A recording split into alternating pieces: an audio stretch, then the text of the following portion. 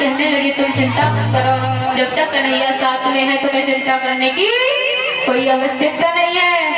बोले रामा नीचे को लग जा और उससे ऊपर तू चढ़ जा, उसके ऊपर तू चढ़ जा, उसके बाद में मुझे चढ़ा दे।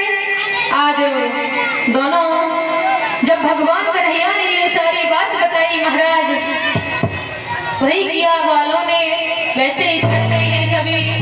भगवान सबसे ऊपर चढ़ते हैं और घंटी उस मटकी को पकड़ लिया है। जब मटकी को पकड़ा और मटकी को खोल करके महाराज आज भगवान कन्हैया माखन निकाल निकाल करके नीचे सबको दे रहे हैं। जब सबको दे रहे हैं और महाराज जब सबको दिया, जब सबको दिया है माखन, उसके बाद में सबसे बाद में भगवान ने खुद स्वयं माखन खाया। महाराज घंटी जैसे ही भगवान ने माखन खाया तो घंटी बजना प्रारंभ हो गई। अब महाराज भगवान कन्हैया कहने लगे काय घंटी, जब हम आए, जब घर में घुसे तब तुम नाई बजी, जब हमने मटकी छुई तब तुम नाई बजी, हमने दामा को माखन दाओ तब तुम नाई बजी, हमने मनसुखा को खाए को माखन दाओ तब तुम नाई बजी, लेकिन जब हमने माखन खाओ तुम काहे बजी। घंटी ने बड़ा सुंदर जवाब दिया है प्रभु, अरे जब दामा ने माखन खाया हम नाई बजे, जब तुम घर में घुस के आई हम नाई बजे, जब तुमने मनसुखा को माखन खाने को दिया हम नाई बजे। महाराज जब तुमने माखन खाया, और महाराज ये बताइए अगर तीनों लोगों का स्वामी भोग लगाए और घंटी ना बजे महाराज मुझे बहुत बड़ा पाप लगेगा, मेरा बजना बहुत आवश्यक था इसलिए मैं बजी। और महाराज जैसे ही घंटी बजी है, इसलिए कहते हैं अगर भोग लगाओ भगवान का पूजा पाठ करो तो घंटी आवश्यक होती है बहुत बजाना, घंटी जरूर बजाएं क्योंकि भगवान का भोग लगता है ना, तो घंटी को बजाना आवश्यक होता है, बताया है भागवत में। तो दादा जब घंटी बजी है तो शीला भाभी को पता चला कि घर में कोई घुस गया। आज भैया शीला भाभी ने आवाज लगाई कौन है, अरे घर में कौन है। वैसे ही मनसुखा दामा छदामी सभी निकल करके भागे।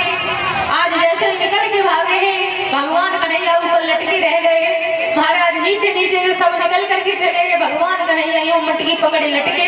शीला भाभी ने उनको उतारा और कहा कन्हैया आज तू मैंने रंगे हाथों पकड़ लिया है, आज यशोदा मैया से जाकर के शिकायत करूंगी तेरी, और तुझे भी मैंने मजा नहीं सिखाया तो मेरा भी नाम शीला भाभी नहीं है। तेरी मैया बड़ी बहुत कहती है कि मेरा लाला चोरी नहीं करे झूठा दोष लगावे। आज मैंने तुझे रंगे हाथों पकड़ लिया है, आज तो तेरी पिटाई लगवा के रहूंगी।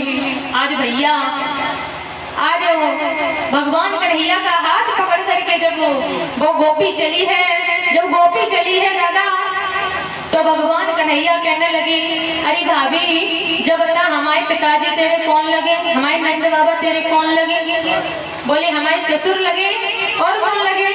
बोले तू ससुर के सामने ऐसे बढ़ता है मुँह लेके जावेगी, अरे घूंघट कर ले बढ़ता है मुँह लेके मेरे नंद बाबा के सामने तू जाएगी, तुझे लाज ना आवे।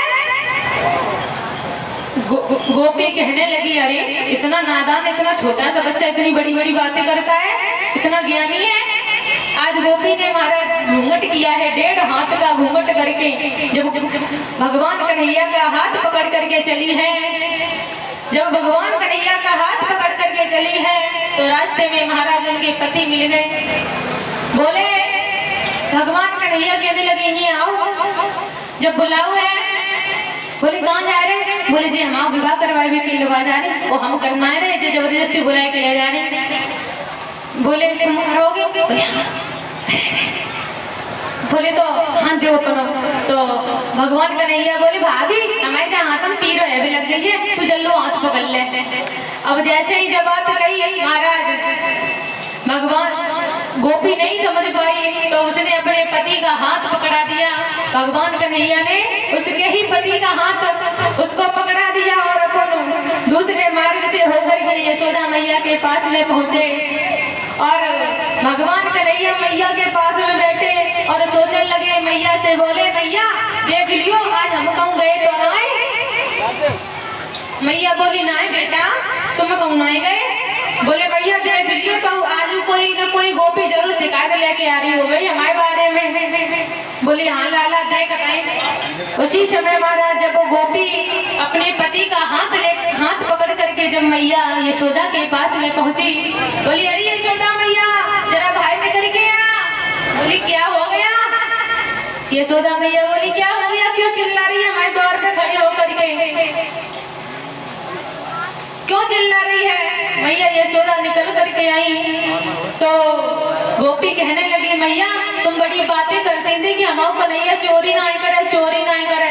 देखो आज हम रंगे हाथों पकड़ करके लाई है उस कन्हैया को, और ध्यान से देखो आज पिटाई लगानी है तुम्हें, इसकी पिटाई लगानी है तुमको। तुम बड़ी इसकी पक्ष लेती हो कि ये ना चोरी करे, मेरा बेटा चोरी नहीं करता है, ये बहुत चोरी करता है, हमारी सारी मटकियां फोड़ दी है और पूरी टोली को लेकर के मेरे घर में पहुंचा।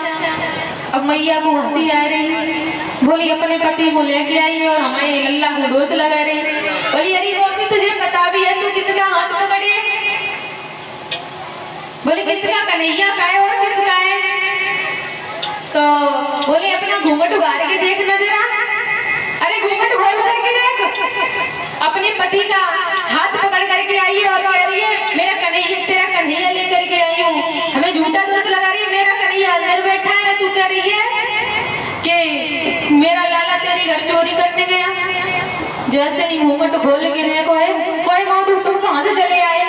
बोले तुम कहाँ से चले आए? हम तो कन्हैया को लेकर के आ रहे थे। बोले हमें रास्ता में लिखा हो तो सबरी बात बताई। बोले बड़ा छलिया है ये कन्हैया।